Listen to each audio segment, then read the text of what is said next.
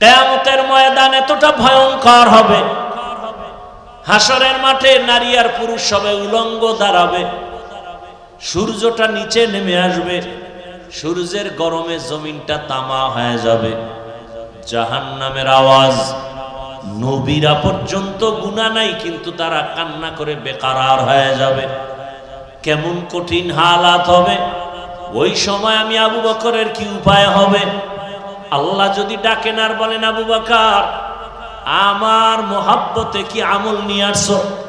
আমি যদি বলি, হে আল্লাহ নামাজ রোজা তেলাওয়াত নিয়ে আসছি, আল্লাহ যদি বলেন আমি যেইভাবে নামাজ চাইছি ওইভাবে নামাজ পড়তে পারো নাই, আমি যেইভাবে জিকির চাইছিলাম ওইভাবে আমাকে জিকির উপহার দিতে পারো নাই, বাদ তোমার আমল নিয়ে যাও, জাহান্নামের হ্যান্ডকাপ লাগায়া দাও। নবীরা যদি কাঁদেন তো আমি আবু বকরের উপায় কি হবে? এবার বুঝেন তো, আবু বকরের মতো ব্যক্তি সে কে?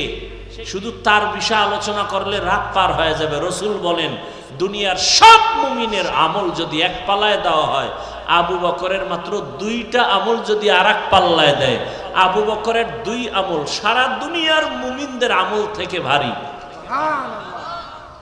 ওমর বলতেছে, আবু বকর আমি ওমরের সব আমল নিয়ে যান, আপনার 2টা আমল আছে দামি, আমি জানি, ওইটা আমারে দেন। আবু বকর কে? আল্লাহ নিজে জিব্রাইলকে পাঠায় বলে, আজকে আবু বকরকে আমি আল্লাহর পক্ষ থেকে স্পেশাল সালাম দাও। সেই আবু বকর কাঁদতেছেন কিসের ভয়? তা আপনি কোন জগতের মাস্তান?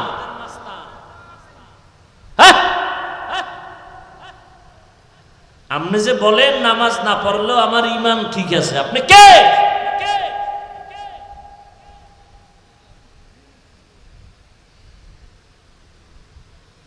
আল্লাহর ভয় কিচ্ছু নাই। সুদের সাথে যারা জড়িত এদের হজ কবুল হবে না, নামাজ কবুল হবে না, রোজা কবুল হবে না, দান সদকা কবুল হবে না, তওবা না করা পর্যন্ত একটা মোনাজাত জীবনে কবুল হবে না। আপনি 1000 বার হজ করেন, একটা লাব্বাইকও কবুল হবে না, বরং 24 ঘন্টার সেকেন্ডে সেকেন্ডে সেকেন্ড অল টাইম কবিরা গুনাহ।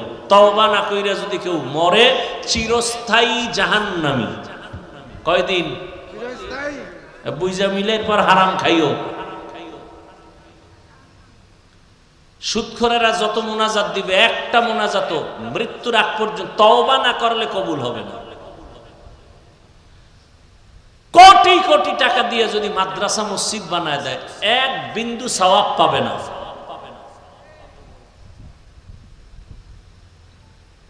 ও কত বড় খারাপ! 24 ঘন্টা কার সাথে জিনার গুনাহ হয় বলেন না?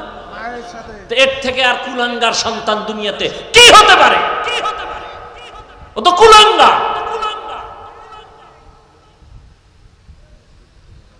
ও তো ভালো সন্তান নয়। আল্লাহ হেদায়েত দান করুন। এই সব কিছুর মূলে বয়ান তো আপনারা, এই সুদ খাওয়া হালাল না হারাম এটা আপনারা আগের থেকে জানেন না, তারপর আমার উপরে রাগ করেন কেন?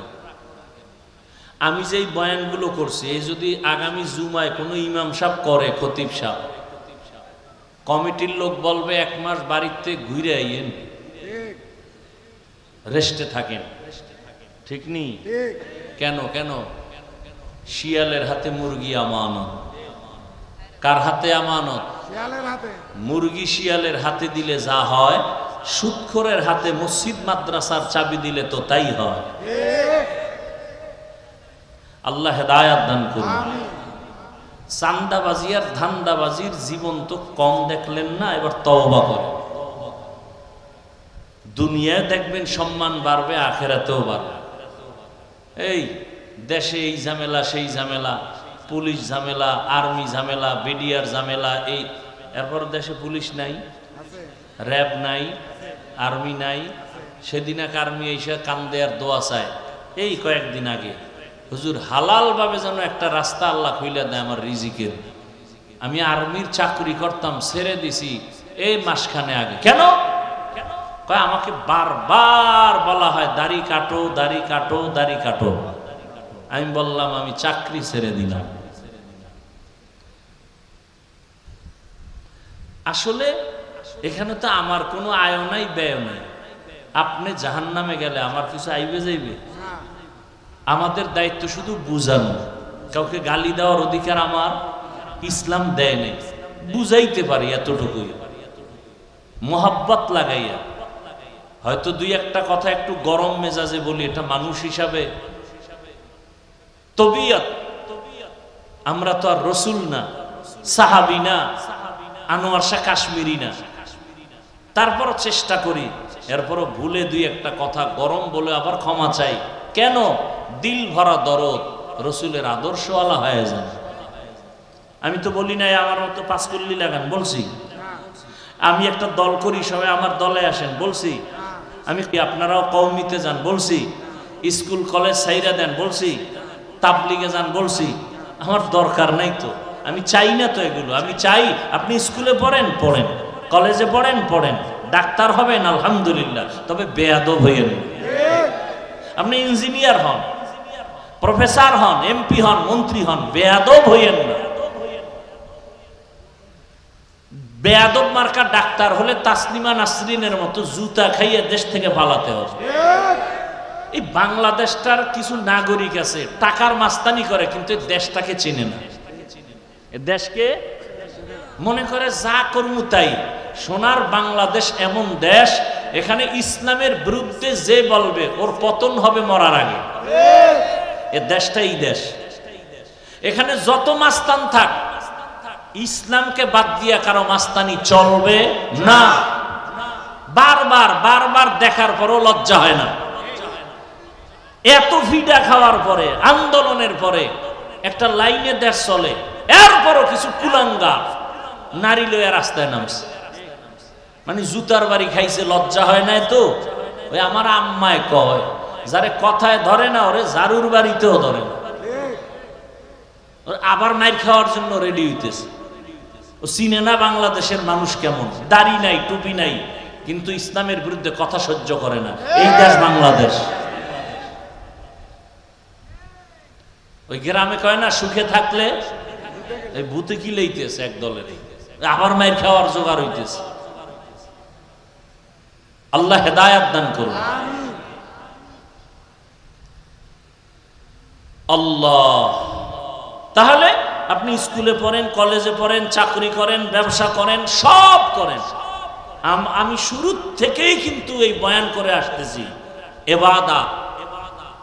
আল্লাহকে সন্তুষ্টি করে রসুলের আদর্শ মতো চলেন। আপনি যা করবেন সব ইবাদত। চাকরি করেন ইবাদত, ব্যবসা করেন ইবাদত, হতে হবে রসুলের আদর্শ অনুযায়ী। তাহলে রসুলের আদর্শ মতো চাকরি করে এরকম কোনো নাই জেনারেল লাইনে? আপনি কেন পারবেন না? বহু ব্যবসায়ী আছে না নবীর তরিকায় ব্যবসা করে। দোকানের সাইনবোর্ডে লেখা আছে বিক্রি করা মাল ফেরত নেওয়া হয়, রসুলের আদর্শ।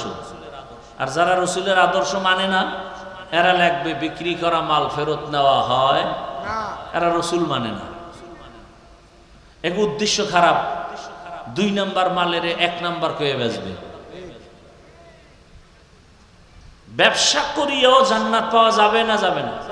রসুলের তরিকায় ব্যবসা করেন। ইয়া আইয়ুহাল্লাযীনা আমানুত্তাকুল্লাহা ওয়াল তানজুর নাফসুম মা কদ্দামাত লিগাদিন ওয়াত্তাকুল্লাহ। বারবার আল্লাহ বলেন আমাকে ভয় করো, পরকাল জীবনের সম্বল সঞ্চয় করো। ও এলাকার যুবক বাবারা, ব্যবসায়ী, চাকরিজীবী, পর্দার আড়ালের মা বোনেরা, এখনো সময় আছে, তওবা করে নেন। জীবনে গুনাহ তো কম করলেন না, নামাজ কম ছাড়লেন না, বেপরদায় কম চললেন না, এখন থেকে তওবা করেন। আল্লাহর হুকুম অনুযায়ী নবীর তরিকা নিয়ে চলবেন। মা বাবার দোয়া, শিক্ষকের দোয়া, উলামায়ে কেরামের দোয়া, পরামর্শ নিয়ে চলবেন। জীবনে আর নামাজ ছাড়বেন না, বেপরদায় চলবেন না, কারো উপরে অন্যায়ভাবে জুলুম করবেন না। তওবা করার নিয়ত যদি থাকে, ওমরের মতো আল্লাহ আপনাকেও গ্রহণ করে নেবেন। কপাল যদি পুড়িয়া যায়, হাজারো বয়ান শুনবেন, আবু জাহালের মতো কপাল পরাই থেকে যাবেন। আল্লাহর কাছে দোয়া করেন, আমিও দোয়া করি, আল্লাহ আমাদের ওমরের মেজাজওয়ালা তওবাকারী হিসাবে কবুল করেন, আমিন।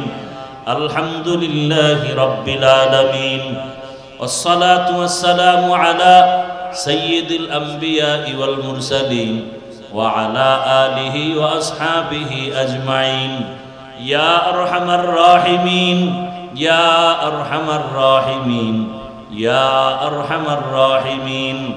রব্বিরহামহুমা কামা রব্বায়ানি সগীরা। আল্লাহুম্মা ইন্নাকা আফুউন কারীম তুহিব্বুল আফওয়া ফা'ফু আন্না। আল্লাহুম্মা ইন্না নাসআলুকা রিযাকা ওয়াল জান্নাহ ওয়া নাউযু বিকা মিন সাখাতিকা ওয়ান নার। ও দয়ার মালিক, গুনাহের বোঝা নিয়ে আপনার দরওয়াজায় হাজির, মেহেরবানি করে আমাদের জীবনের গুনাহগুলো মাফ করে দেন। আয় আল্লাহ, আজকের মাহফিল কবুল করে নেন, মাদ্রাসা কবুল করে নেন, সবার সহযোগিতা কবুল করে নেন, এলাকায় শান্তি দান করেন, সারা দুনিয়ার মুসলমানদের হেফাজত করেন, জালেমদের জুলুম থেকে হেফাজত করেন, বাংলাদেশ শান্তির দেশ বানায় দেন, জুলুম থেকে দেশ ও জাতিকে হেফাজত করেন, মা বোনদের আবেদা বানায় দেন, সন্তানগুলো নেককার বানায় দেন, আমার কলিজার যুবকদের দিনদার বানায় দেন, মোবাইলের গুনাহের থেকে হেফাজত করেন, যারা লেখাপড়া করে পরীক্ষার্থী কামিয়াবি দান করেন, মা বাবার বাধ্যগত সন্তান বানায় দেন, আদো বলা জিন্দেগি দান করেন, সুন্নাত অনুযায়ী চলার তৌফিক দান করেন, নবীজির রওজায় গিয়া সালাম দেওয়ার তৌফিক দান করেন, বাইতুল্লাহ জিয়ারতের জন্য কবুল করেন। আয় আল্লাহ, যারা ব্যবসা করে চাকরি করে হালাল ভাবে বরকত বাড়ায় দেন, হারাম থেকে হেফাজত করেন, অভাবীদের অভাব দূর করে দেন, ঋণ আদায়ের ব্যবস্থা করে দেন, রিয়া হাসাদ কিবির দূর করে ইখলাস দান করেন, ইজ্জতের জীবন দান করেন, মাদ্রাসা মসজিদগুলো কবুল করে নেন, অন্যান্য শিক্ষা প্রতিষ্ঠান নবীর আদর্শে কবুল করে নেন। আয় আল্লাহ, ইজ্জতের জীবন দান করেন। আয় আল্লাহ, দ্বীনের খাদেম হিসাবে কবুল করে নেন, আপনার ওলিদের বন্ধু বানায় দেন। আয় আল্লাহ, সুন্নাত অনুযায়ী চলার তৌফিক দান করেন। আয় আল্লাহ তাআলা, রিয়া হাসাদ কিবির দূর করে দেন, সারা দুনিয়ায় খেদমতের জন্য কবুল করে নেন। আয় আল্লাহ, দিলের নেক আশা পূরণ করে দেন। আমরা যারা হাত তুলেছি জানি না এই ময়দানে কারা ইতিম হয়ে হাত তুলেছেন, মা বাবা দুনিয়ায় যাদের নাই, মুরব্বী যারা নাই, মেহেরবানি করে সবার কবর জান্নাত বানায় দেন আল্লাহ। যারা বেঁচে আছে হায়াত বাড়ায় দেন, অসুস্থ যারা সুস্থতার নিয়ামত বাড়ায় দেন। আয় আল্লাহ, দীর্ঘ নেক হায়াত দান করেন, মুখালেফের মুআফিক বানায় দেন, জাহেরি বাতিনি দুশ্মনের মোকাবেলায় বিজয় দান করেন।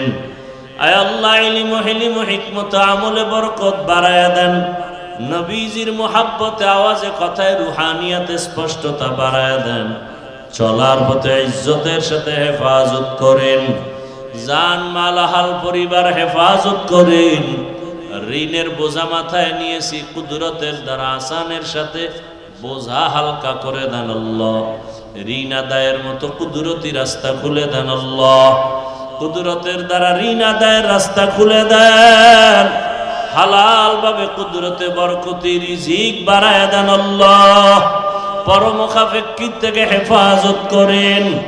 আয় আল্লাহ, মুখালিফের মুআফিক বানায় দেন, মুহিব্বিন মুতাআল্লিকিন যারা সবাইকে কবুল করে নেন, মুহাব্বত আরো বাড়ায় দেন। আয় আল্লাহ, চলার পথে হেফাজত করেন। আয় আল্লাহ, ঢাকাতে মাদ্রাসার খেদমত করি জায়গা নিয়েছি, কুদরতের দ্বারা আপনি অর্থের ব্যবস্থা করে দেন। যার অর্থ আপনার কাছে পছন্দ হয়, কুদরতের দ্বারা তাকে জামিয়ার দরজায় পৌঁছায় দেন, মুহাব্বত বাড়ায় দেন। আয় আল্লাহ, আমাদের সবাইকে কবুল করে নেন। আয় আল্লাহ সবাইকে সুস্থতার নিয়ামত দান করেন, অসুস্থ যারা সুস্থতার নিয়ামত বাড়ায় দেন। নবীজির মোহাব্বতে আমাদের সবাইকে আপনি কবুল করে নেন। হাসবুনাল্লাহু ওয়া নি'মাল ওয়াকিল, নি'মাল মাওলা ওয়া নি'মান নাসির। ওয়া সাল্লাল্লাহু তাআলা আলা খাইরি খালকিহি মুহাম্মাদ ওয়া আলা আলিহি ওয়া আসহাবিহি আজমাইন। আমিন আমিন আমিন বিরহমাতিকা ইয়া আরহামার রাহিমিন।